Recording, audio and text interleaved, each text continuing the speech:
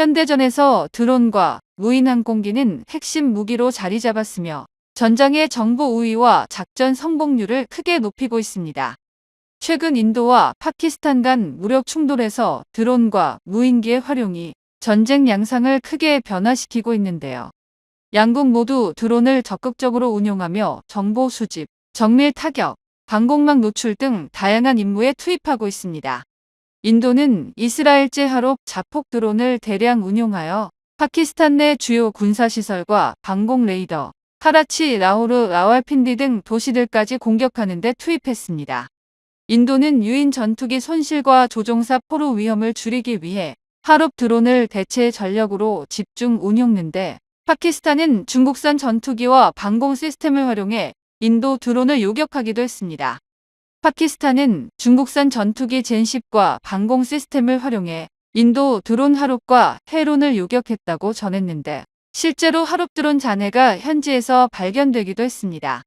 이처럼 드론과 무인기의 도입으로 기존의 포격전, 미사일전 중심의 충돌 양상이 무인기 기반의 비가시적 전장으로 진화하고 있습니다.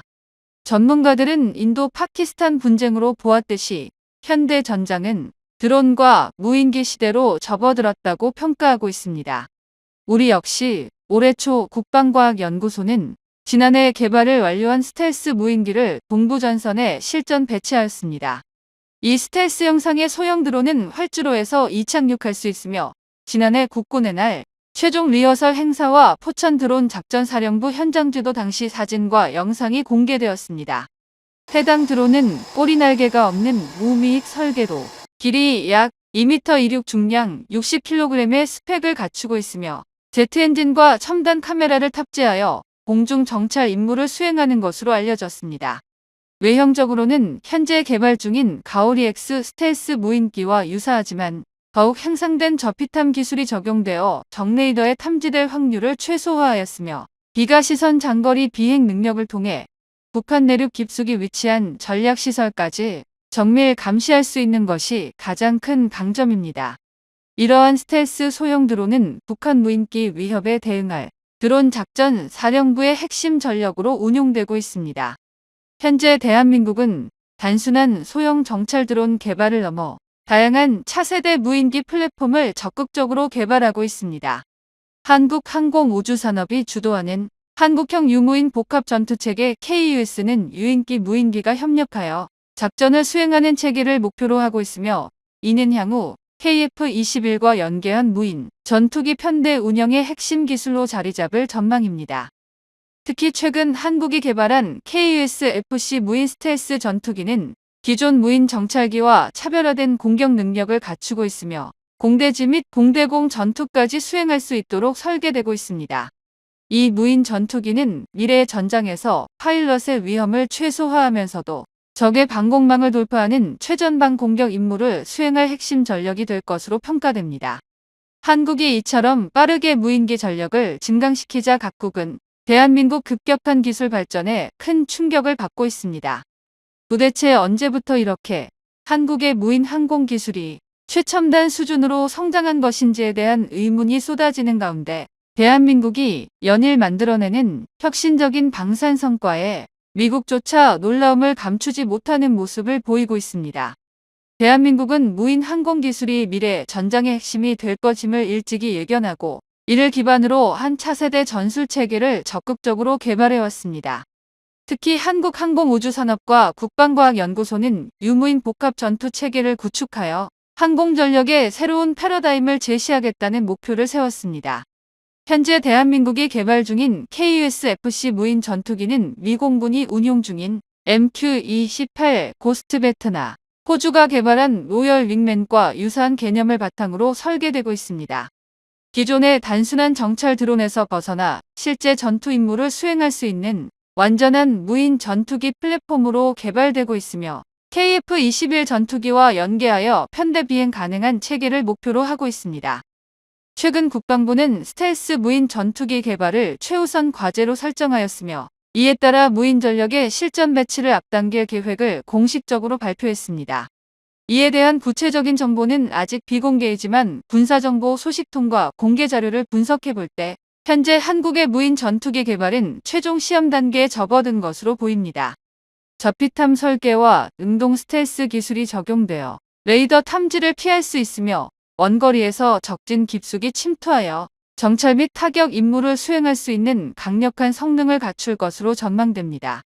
국방부는 올해 하반기 중으로 스텔스 무인 전투기의 시제기 제작을 완료하고 2028년 KF-21 전투기의 양산 시기에 맞춰 유무인 편대 전투 능력을 완벽히 구현하겠다고 공식 발표했습니다.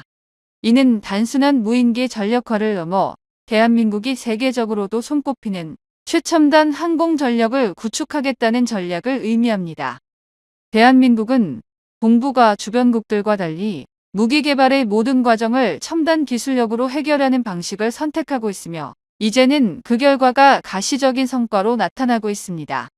특히 한국은 최근 비약적인 기술 발전을 이루며 연이어 새로운 무기 체계를 성공적으로 개발하고 있으며 세계 각국이 이에 주목하고 있습니다. 이제 한국은 단순한 방산 후발주자가 아니라 미국, 유럽과 함께 차세대 전투 체계를 주도하는 핵심 국가로 부상하고 있습니다. 최근 대한민국이 개발한 차세대 전투기 엔진 역시 세계를 놀라게 할 준비를 하고 있으며 이러한 혁신적인 성과는 대한민국이 과거와 비교할 수 없을 정도로 강력한 기술력을 확보했음을 보여주는 결정적 증거가 될 것입니다. 현재 국방부 국방과학연구소 방위사업청 그리고 국내 방산업체들이 협력하여 개발 중인 스텔스 무인 전투기는 최첨단 기술이 집약된 차세대 전력으로 이미 많은 기대를 받고 있습니다. 특히 최근 국방부는 AI 기반 유무인 전투체계를 적극 도입할 계획을 발표했으며 여기에 킬웹 작전 개념을 본격적으로 적용할 것임을 공식화했습니다. 킬웹 작전은 대한민국 방위 전략의 핵심 개념으로 적의 도발을 감행하기 전 정밀한 표적 식별과 신속한 타격을 통해 위협을 무력화하는 새로 작전 운용 체계입니다. 기존의 킬체인 개념이 단계적인 타격 절차를 거친다면 킬웹 작전은 그물망처럼 촘촘한 표적 처리 시스템을 통해 더욱 빠르고 효과적으로 적을 제압하는 방식입니다. 이는 북한이 핵미사일을 발사하기 전 완벽한 감시망을 구축하여 조기에 교란하거나 선제적으로 파괴하는 전략적 접근법으로 미래 전장에서 매우 중요한 역할을 하게 될 것입니다. 이러한 킬웹 작전에서 가장 이상적인 무기 체계로 꼽히는 것이 바로 KF-21과 무인 전투기가 함께 편대를 이루는 유무인 복합체계 멈티입니다. KF-21 전투기가 지휘 및 공중전 수행 역할을 맡고 무인 전투기가 적진 깊숙이 침투하여 정찰 타격 교란 임무를 수행하는 방식으로 작전이 진행됩니다. 이를 위해 한국항공우주산업은 차기 군단 무인기 체계 개발을 위해 고강도 경량 소재를 적용한 신형 스텔스 무인기 도입을 검토하고 있으며 사실상 개발 계획이 공식화된 상태입니다. 무인 전투기의 핵심 요소 중 하나는 단순한 정찰 기능을 넘어 전자전 통신, 중계 표적 지시 등의 다목적 임무 수행 능력을 갖추는 것입니다. 특히 전자전 능력은 킬웹 작전에서 필수적인 요소로 적의 방공망을 교란하거나 핵심 표적을 교란하는 역할을 수행합니다. 이에 따라 최근 한국군은 레이더 탐지를 최소화할 수 있는 스텔스 설계 기술을 공식적으로 확보했으며 이를 활용한 무인 전투기 개발이 진행 중입니다. 이와 같은 스텔스 무인 전투기가 AI 기술과 결합될 경우 미래 공중전에서 결정적인 전력으로 자리 잡을 것이라는 전망이 나오고 있습니다. 특히 KF-21과 연계한 유무인 복합편대는 전투 효율성을 극대화하고 조종사의 생존율을 높이는 한편 적의 핵심 전력을 선제적으로 무력화하는 전략적 게임 체인저로 떠오르고 있습니다. 대한민국은 이와 같은 최첨단 전력을 바탕으로 미래 공중전의 흐름을 주도하는 국가로 자리매김할 것이며 킬웹 작전이 실전 배치될 경우 한국군의 작전 수행 능력은 세계 최고 수준으로 도약할 것입니다. 한국형 스텔스 무인 전투기가 KF-21 전투기와 함께 공중 임무를 수행하거나 무인기로만 구성된 전투 임무를 수행하는 역할도 하게 될 것입니다. 한국항공우주산업이 개발한 KF-21 전투기는 물론 다목적 헬기 및 다양한 한국 항공기들, 함께 운용되는 다양한 유무인 복합편대 구성에 대한 계획과 연구도 진행 중입니다. 이는 임무 조건에 따라 유연한 편대 임무 구성을 가능하게 할 것입니다. 이를 위해 편대 간의 임무 분산, 지능형 통제 시스템 개발, 자유화된 임무 수행, 전술적 고기동 능력 확보를 주요 목표로 하고 있습니다. 이뿐만이 아닙니다. 스텔스 무인 전투기는 편대 임무와 함께 개별 임무도 수행하게 될 예정입니다. 스텔스 무인 전투기의 개별 임무는 감시 및 정찰, 작전 초기적 방공망 무력화, 공중제압 그리고 핵심 기체 중심 호위 등의 임무를 할 수 있습니다. 기본적인 임무에 더해 유인기와 함께 화력 공세를 하기 위한 준비도 이루어지고 있습니다. 한국이 개발 중인 가오리 X2는 스텔스 전투기 특유의 내부 무장창 설계도 진행하고 있습니다. 일반적 스텔스 무인기와 차별화될 수 있게 광대역 스텔스 형상을 취하는 가오리 X2는 내부 무장창에 고성능 유도폭탄과 공대공 미사일을 장착할 수 있도록 설계되어 있습니다. 국산 초음속 전투기인 KF-21 전투기와 가오리 X2가 유무인 복합편대 멈티 구성하여 직접적으로 운용되며 한국의 영공 안보를 높여 나갈 것입니다. 이를 위해 대한민국은 블록2를 위한 성능 개량에 박차를 가하며 한국산 무인기 엔진 기술까지 국산화를 시도하고 있습니다. 대한민국은 세계 방산 시장에서 옵독서기 위해 KF-21부터 스텔스 무인기까지 하나씩 나오고 있는 만큼 대한민국의 군사무기 개발 미래가 밝게 느껴집니다. 현재 개발 중인 엔진 국산화 역시 연구진들을 믿고 응원하는 것이 성공할 수 있는 길이라고 생각됩니다. KF-21 전투기의 양산이 시작하면서 중국이 이를 예의주시하고 있습니다. 한국이 독자적으로 개발한 4.5세대 전투기는 전 세계적으로 주목받고 있으며 특히 중국은 한국의 방산 기술력이 자신들의 예상보다 빠르게 성장하고 있다는 점에 긴장하고 있습니다.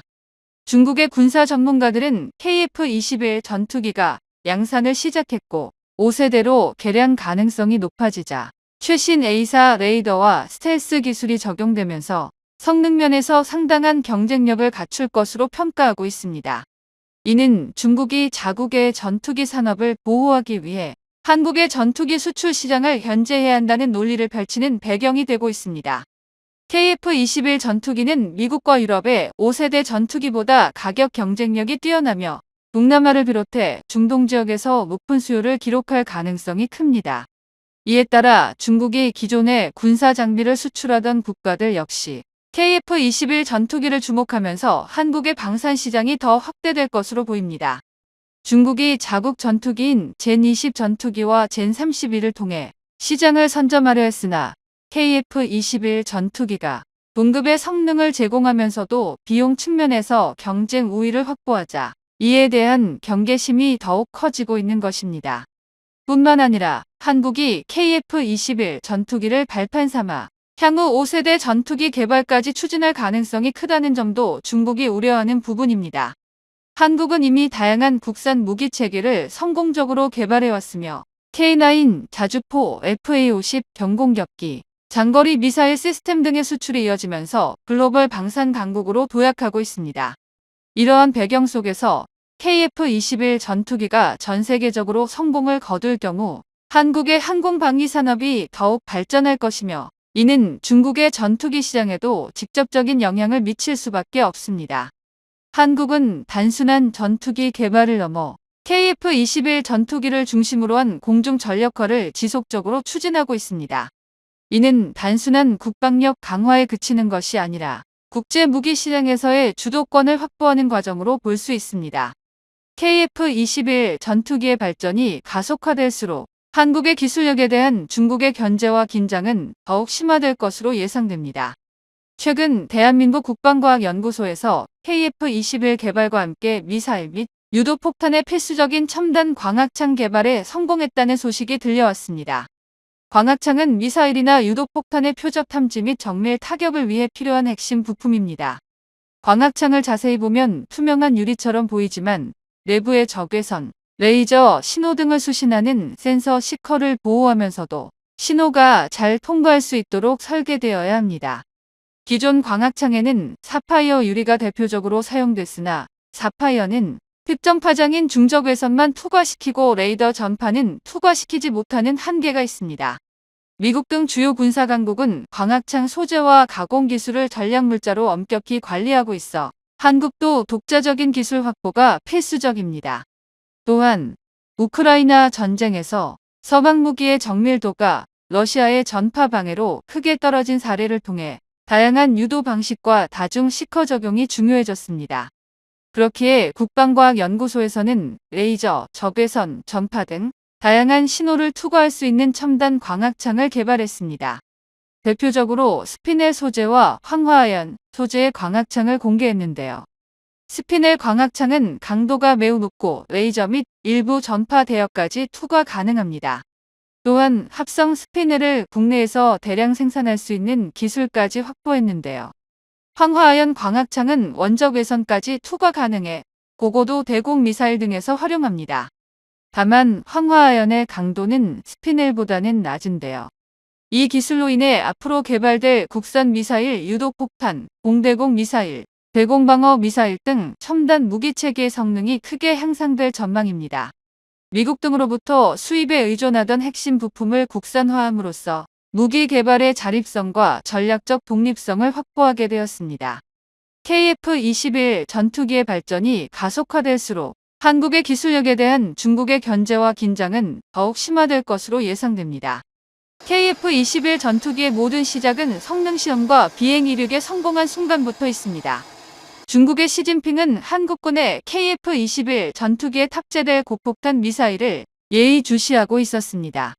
국방과학연구소는 KF-21 전투기의 무장 성능 개량을 위한 가장 혁신적인 방법으로 사거리 800km 이상의 초장거리 미사일을 독자 기술로 개발하는 것이 필수적이라고 밝혔습니다. 현재 미국이 개발하여 전 세계적으로 활발히 판매 중인 F-35 전투기의 내부 무장창에는 2000파운드급 유도폭탄 2발과 공대공 미사일 2발이 장착됩니다. 또한 수직 이착륙이 가능한 F-35B의 경우 상대적으로 작은 1000파운드급 유도폭탄과 공대공 미사일 2발을 장착할 수 있습니다. 한국산 KF-21 전투기는 현재 개발 중인 내부 무장창이 2000파운드급 유도폭탄 1발과 미티어 중거리 공대공 미사일 2발을 장착할 수 있는 크기로 설계되고 있는 것으로 확인되었습니다. 최근 공개된 정보에 따르면 국산 내부 무장창을 길이는 약 4m, 깊이는 0.59m로 확보될 예정입니다. KF-21 전투기의 내부 무장창을 기본적으로 미티어 공대공 미사일이 장착되는 구조이며 지상 정밀 타격 임무 수행 시에는 2000파운드급 유도폭탄 1발을 장착하는 방식으로 운영될 전망입니다. 최근 미국의 군사무기 매체 내셔널 인터레스트는 F-35 전투기와 KF-21 전투기의 가상 시뮬레이션 결과를 공개했는데 한국산 공대공 공격이 F-35 전투기에 위협이 되지 못하고 오히려 추격당했다는 내용이 보도되며 논란이 일었습니다. 미 공군 내부에서는 5세대 전투기에 대한 비판 여론이 존재해왔습니다. 고비용의 5세대 전투기에 집착하는 것이 능사가 아니며 실제 전투력과 직결되지 않는다는 의견이 제기되어 왔습니다. 이에 따라 미국 정부는 한국산 전투기의 일부 기술과 실전 배치 기체를 구매하려는 움직임을 보이고 있으며 이는 동맹 관계를 가장한 기술 탈출하는 논란을 불러일으키고 있습니다. 미국이 여전히 한국의 방산 기술력을 탐내고 있다는 사실이 드러나며 여러 국가들의 관심이 집중되고 있습니다. 그만큼 한국산 KF-21 전투기에 담긴 대한민국의 군사기술력은 세계적으로 인정받고 있습니다. 대한민국은 실전 전투에 적합한 전투기 무장체계를 개발하는 데 주력했으며 이로 인해 주변국들의 견제가 노골적으로 드러나고 있습니다. 이는 한국이 제공권을 완벽히 확보하고 주변국의 영공을 위험 요소로부터 보호할 수 있기 때문입니다. 미 공군이 운용하는 1000파운드급 유도폭탄의 스펙은 길이 3.5m, 직경 0.54m로 구성되어 있습니다.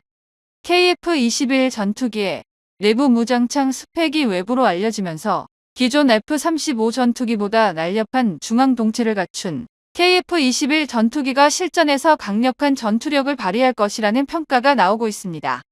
특히 내부 무장창 설계는 공기역 학적 요소와 무장 능력을 함께 고려해야 하지만 랜딩 기어와 공기흡입구 형상으로 인해 내부 공간 확보가 쉽지 않습니다.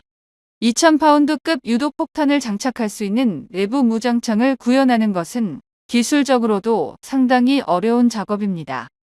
그러나 KF-21 전투기는 무장창 도어가 이중 구조로 열리는 설계를 적용하여 비행 중 무장창이 개방되더라도 공기 저항이 최소화할 수 있도록 설계되었습니다. 스텔스 전투기의 핵심 요소인 내부 무장창은 중앙 동체 하부에 장착되지만 그 위로 공기흡입구가 지나가고 좌우에 랜딩 기어가 위치하여 공간 확보가 쉽지 않습니다. 또한 내부 무장창이 기체의 구조적 강성을 유지하면서도 무장 능력, 비행 성능, 내구성까지 최적화하도록 설계되어야 하기 때문에 정밀한 기술력이 필수적입니다. 비행 중 무장 투하를 위해 내부 무장창을 개방할 경우 내부 깊이가 너무 깊으면 압력차로 인해 무장이 정상적으로 분리되지 않고 오히려 기체에 충돌할 가능성이 있습니다. 이러한 문제를 방지하기 위해 내부 설계를 정밀하게 조정해야 하며 내부 무장창이 개방된 상태에서의 공기 저항도 최소화해야 합니다. 이러한 기술적 한계를 극복하지 못하면 스텔스 전투기에서 내부 무장창을 운용하는 것이 불가능해집니다.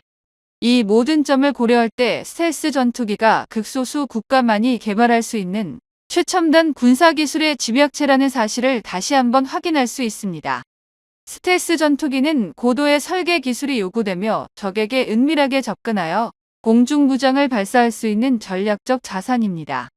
한국은 빠른 속도로 이러한 기술력을 확보하고 있으며 대한민국 공군은 KF-21에 초장거리 미사일을 장착하여 중국의 주요 도시들을 순식간에 타격할 수 있도록 준비하고 있습니다.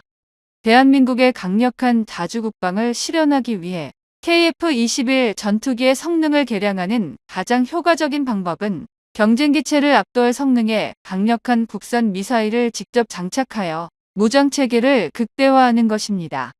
현대 전쟁에서는 미사일 한 발에도 수십억 원을 투자하며 이는 제공권 확보가 전쟁의 승패를 가할 만큼 중요하기 때문입니다. 한국산 초음속 전투기 KF-21 보람에는 이름에 걸맞게 적에게 두려움을 안겨줄 날카로운 미사일을 탑재해야 합니다. 더불어 이 무장체계의 성능이 완벽히 보장되어야만 대한민국이 독자적으로 개발한 전투기를 자신있게 수출할 수 있으며 한국 공군의 전력 또한 한층 강화될 것입니다. 현재 KF-21에는 초음속 공대함 미사일, 장거리 공대지 미사일 그리고 극초음속 미사일까지 다양한 첨단 무기들이 장착될 예정입니다. 이는 단순한 전투기가 아닌 다목적 전투 플랫폼으로서의 역할을 수행하기 위해 개발된 것입니다.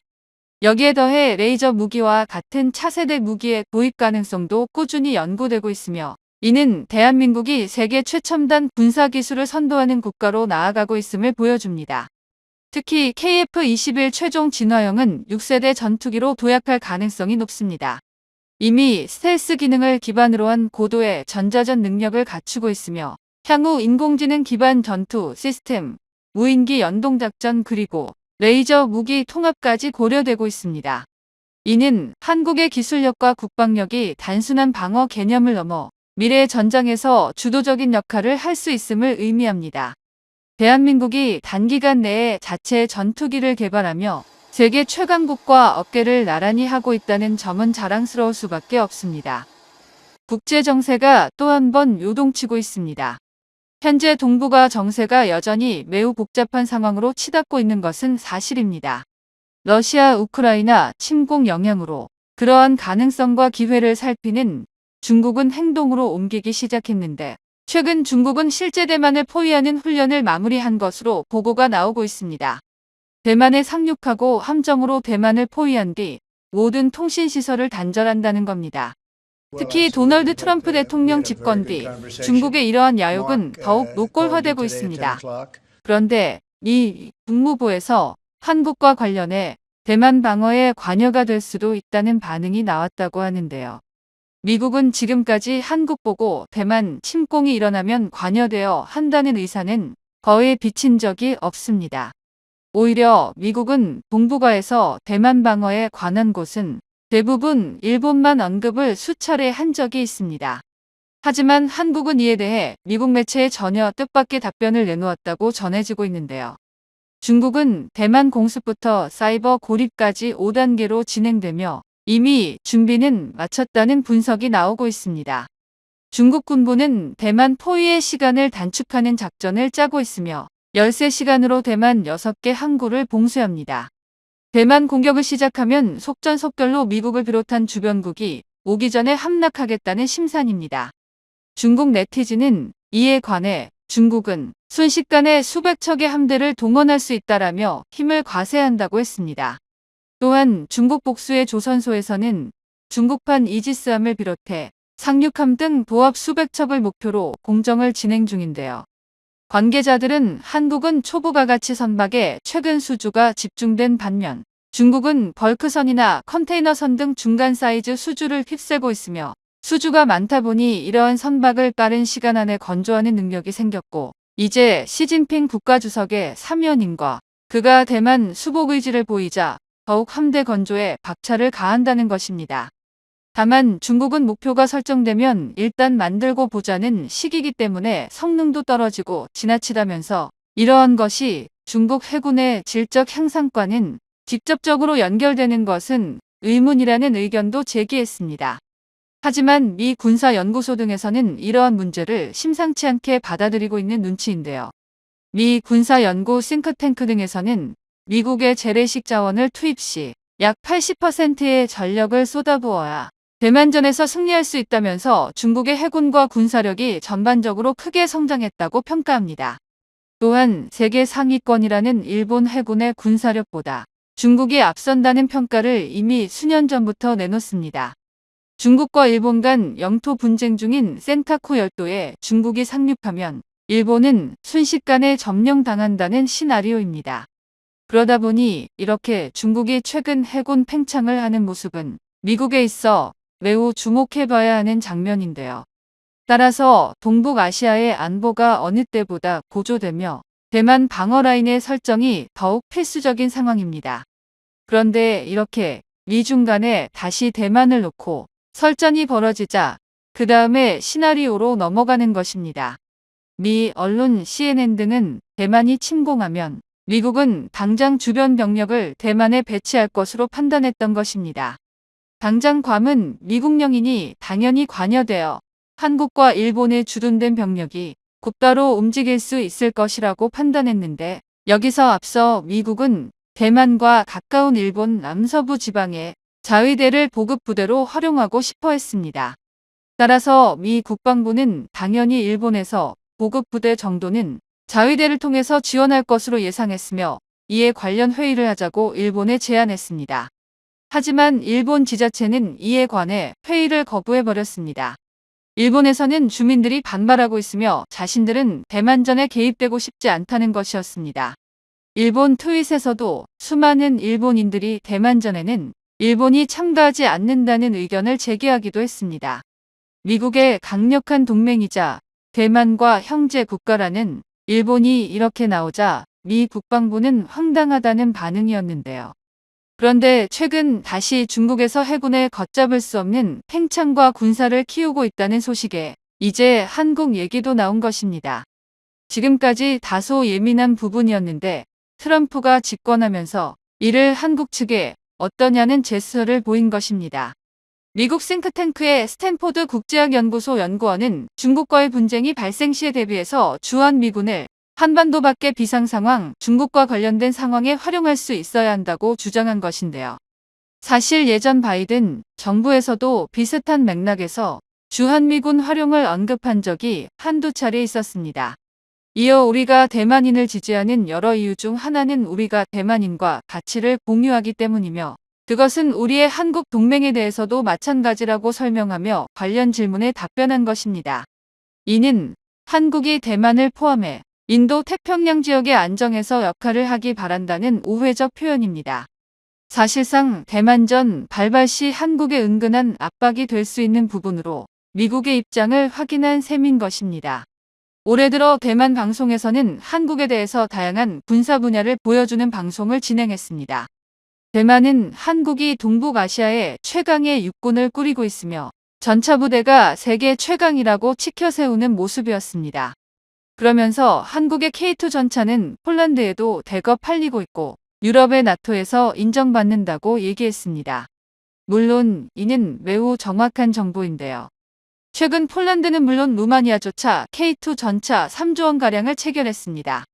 또한 슬로바키아는 전세기를 대절하면서 한국의 다양한 방산품으로 자신들의 무기고를 채우려고 국방부 문을 두드리고 있습니다. 말 그대로 방산 쇼핑을 하겠다는 것인데요. 실제 한국은 K9 자주포만 해도 한국에 천문이 넘어가 생산품을 바로 해당국에 넘겨주기도 수월합니다. 한국 국군이 받을 물량을 양보하더라도 전혀 전선에는 지장이 없을 정도로 물량이 대단하다는 것입니다. 또한 대만 군사 채널에서는 한국의 155mm 포탄 등 각종 포탄 재고가 500만 발이 넘을 수 있다면서 최근 우크라이나의 포탄 재고가 지극히 모자란데 이것을 메우고도 남는다는 취지의 감탄을 하기도 했습니다. 대만에서는 한국의 병력을 이렇게 활용하자며 한국에서 육군 병력이 파견될 가능성을 논하고 있는 것입니다. 대만 TVBS에서는 황당하게도 미군은 공군, 일본은 해군, 한국은 육상 병력이 즉각 대만에 파견된다고 호언장담하기도 했습니다. 심지어 일부 대만과 중국 군사 채널에서는 그 근거로 미국이 한국을 동원하면 꼼짝 못한다고도 했습니다. 미군이 주한미군까지 대만에 파견하는 경우에 한국이 별 수 있겠나 따라와야 한다는 것입니다. 따라서 결국에 대만전이 발발하면 주변 동북아 동맹국이 중국을 막으러 온다는 흐름인데요. 이에 대해 미국에서도 싱크탱크 연구소와 정책에 깊게 관여하는 언론 등에서 목소리를 내고 있습니다. 그러나 한국은 자주 국방을 위해서 군사력을 키우고 그러다 보니 수출도 자연스럽게 따라온 것이지 다른 누구를 방어할 만한 상황이 아니며 오히려 주변에서 전쟁 상황이 되면 더욱 한국을 지켜야 하는 것입니다. 게다가 주한미군 주둔 비용은 한국이 내고 있는데 대만을 지키러 동원된다는 게 말이 되지 않는데요. 트럼프 대통령은 주한미군 주둔 비용을 엄청나게 늘리려고 하는데 왜 대만에 동원되는지에 대해 의문이 생길 수밖에 없는 겁니다. 대한민국은 그 어떤 국가보다도 자주 국방에 힘써왔으며 주한미군과 함께 훈련해왔습니다. 이제 미국은 한국의 핵 역량과 같은 근본적으로 한국을 지킬 수 있는 답안지를 제시해야 할 것입니다. 과거부터 트럼프는 대만 문제에 대해 소극적인 입장을 취해왔습니다. 이는 그가 중국과의 관계에서 무엇보다 경제적 이익을 중시한다는 신호로 해석되는데요. 그는 과거에도 중국이 대만을 침공하더라도 미국은 군사적 개입을 하지 않겠다는 입장을 밝혔습니다. 장사꾼이자 지독한 현실주의자인 트럼프는 대만과의 의리나 지정학적 가치보다 대만의 반도체 산업, 특히 세계 최대 반도체 파운드리 기업인 TSMC의 가치를 높게 평가하고 있는데요. 이는 트럼프뿐만 아니라 미 정부도 어느 정도 같은 생각인 것 같습니다. TSMC가 세계 반도체 공급망에서 독점적 위치를 차지한 가운데 TSMC는 미국의 주도 아래 해외 공장 이전 작업을 하고 있는데 2026년이면 TSMC의 주요 생산 공장 이전이 어느 정도 마무리될 예정입니다. 따라서 이 시점에서 중국이 대만을 무력으로 점령한다면 미국의 개입 가능성은 점점 더 작아질 텐데요. 트럼프의 당선은 대만의 국가 소멸이라는 파국적 결과를 가져올 수 있으며 이는 국제사회에서도 엄청난 충격을 불러일으킬 전망입니다. 또한 대만이 중국과의 갈등에서 위험에 처하더라도 트럼프가 대만 방어에 소극적 태도를 보일 수 있는 명분을 제공할 것입니다. 대만은 망해도 좋으니 TSMC만 지키자는 것인데요. 이는 당연히 대만의 생존에 심각한 위협이 될 수 있습니다. 현재 대만은 대만 독립과 친미 성향을 대놓고 드러낸 나이칭더 총통이 집권하고 있는데요. 중화민국 대만의 미래는 대만인이 결정해야 한다고 강조하고 있지만 자신을 지킬 힘도 갖추지 않은 가운데 내뱉는 발언들은 허공에 대고 소리치는 것 같습니다. 나이 총통 본인의 총통 임기 동안 대만의 자유민주헌정 체제를 굳건히 하고 대만에 침투한 중국 세력 척결을 다짐하고 있지만 현재 대만이 가진 유일한 카드는 TSMC뿐 마땅한 대안이 없는데요. 대만의 주미대사는 미국 일간 워싱턴 포스트와 최근 인터뷰에서 러시아와 전쟁 중인 우크라이나에서 대만이 배운 가장 중요한 교훈은 스스로 자신을 먼저 도와야 남의 도움을 받을 수 있다라고 밝혔습니다. 그러나 최근 대만 정부의 행보를 보면 말과 행동이 따로 논다는 것을 알 수 있는데요. 대만 예산회계 통계국이 밝힌 대만의 2025년 국방 예산은 2천억 달러, 한화 약 26조 원 규모였습니다. 물론 작년보다 8% 증가한 수치지만 대만이 강조했던 스스로 돕는 행위라고 도저히 볼 수 없는 작태였습니다. 최근 대만에서는 한국산 무기가 필요하다며 긴급히 연락을 취하고 있는 상황이 도래했는데요. 미국의 공군력이 막강하더라도 미 본토에서 대만 해협까지는 상당한 거리가 떨어져 있고 시간을 벌어주면서 중국 해군을 억제할 수 있는 억제기가 가장 먼저 필요하다는 의견이 나온 건데요. 그런데 대만은 미국으로부터 망연자실한 소식을 듣게 되었습니다. 미 국방부가 보잉과 계약한 하푼 블록2 미사일 400기가 2029년 3월에 생산 완료된다는 건데요. 2029년이면 지금보다 6년이나 뒤이기 때문에 이는 매우 늦다라고 할 수 있는데 이러한 소식이 나가자 군 관련 각종 채널에서는 그 사이에 전쟁이 나겠다는 우려가 나오고 있습니다. 이런 상황에서 대만의 대부분 군사 전문가들 역시 중국의 도발을 막기엔 대만의 2025년 국방 예산이 터무니없이 적은 금액이란 지적을 하고 있는데요. 대만이 중국의 침략 야욕을 떨쳐내기 위해선 최소 한국 수준의 국방력과 방위 인프라가 필요한데 단기적으로 이 정도의 투자로는 실제 성과를 달성하기 어렵기 때문입니다. 때문에 대만은 여전히 자신들이 처한 위기 상황을 제대로 인식하지 못하고 있다는 목소리가 높은데요.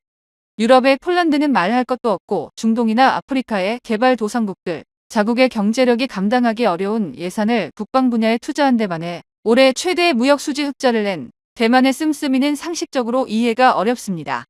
실제로 비교적 전쟁의 위험에서 멀리 떨어진 네덜란드나 카타르조차도 대만보다 많은 예산을 방위비에 쓰고 있다는 점은 우리에게 많은 시사점을 주고 있는데요. 서방이 대만에 많은 것을 바라는 것도 아닙니다.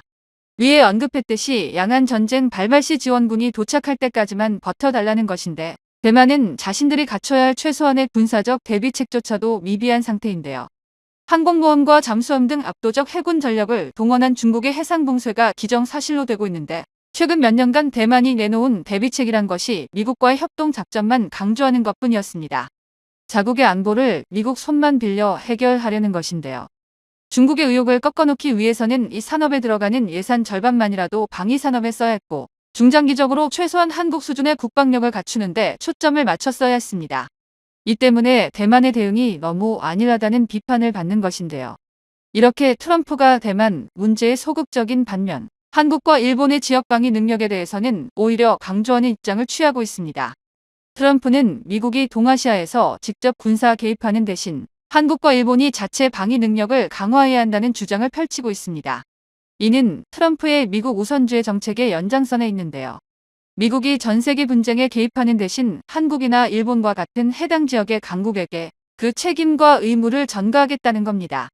즉, 자국의 이익을 우선시하겠다는 입장을 다시금 확인시켜 준 것인데요. 한국 입장에서 트럼프의 이러한 정책은 큰 장점과 함께 단점 역시 존재합니다. 우선 긍정적인 측면에서는 한국이 자주 국방 능력을 강화하고 미국의 군사적 지원 없이도 독자적인 방어를 추진할 기회를 얻게 됩니다. 한국은 이미 KF-21 전투기를 시작해 K2 전차, K9 자주포 등 첨단 군사 장비를 자체 개발하고 있어 방위산업 측면에서 한층 더 자립할 수 있는 기반을 마련할 수 있는데요. 그러나 한편으로는 미국의 직접적 군사 개입이 줄어들 경우 북한의 위협에 대한 억지력에 영향을 줄 수 있다는 우려도 존재합니다. 트럼프가 집권한다면 한미 동맹의 성격이 변화할 가능성이 높으며 한국이 스스로 방위력을 강화해야 하는 책임이 더욱 커질 것인데요. 더구나 트럼프가 지속적으로 밀고 있는 분담금 재협상 문제는 경제적으로 대한민국에 큰 부담이 될 전망입니다. 실제로 중국이 대만을 침공할 경우 한국의 역할은 지역 안보 및 국제정치의 변동성에 따라 크게 변화할 수 있습니다. 한국은 지정학적으로 중국, 일본, 대만 사이에 위치한 중요한 역할을 담당하고 있으며 이러한 상황에서 한국의 역할은 여러 측면에서 다각적으로 변화할 수 있는데요. 첫 번째로 우리 국민이 가장 우려하는 것 중 하나가 대한민국이 공식적으로 참전할 것이냐에 대한 문제인데 한국 외교의 핵심이 미국과의 동맹관계이므로 중국이 대만을 침공하게 되면 미국은 한국의 군사적 지원을